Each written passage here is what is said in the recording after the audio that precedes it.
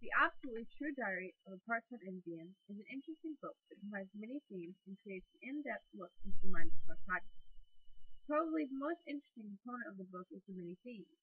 However, all the given themes add up to one. What makes a person who they really are?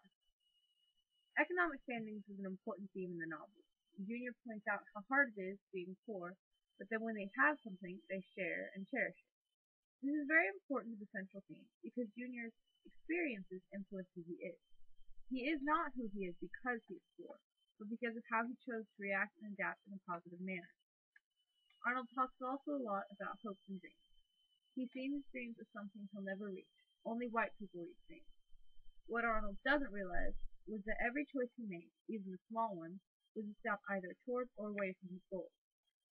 There were several more themes, but overall one of the most prominent was home, or where you were born, where you physically were, who you physically were.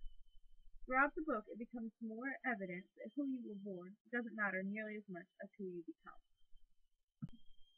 The author of the novel, Sherman Alexie, did a really good job of creating very well-rounded characters.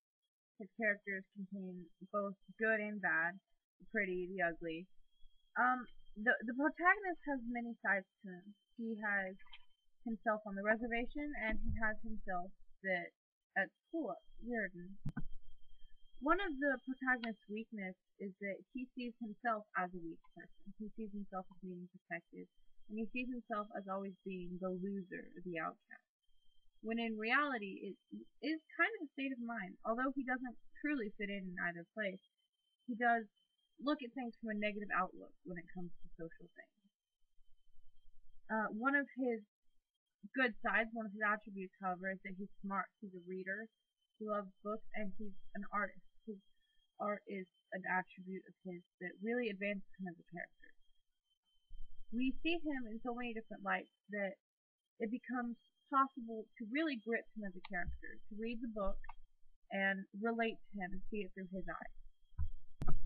It gets to the point in the novel when he suffers the loss of his grandmother that you can truly feel the pain he's experiencing, and you can relate to him and all his struggles and all the stress he's been through, and that it's just one more blow and how it must feel to him, how it affects him.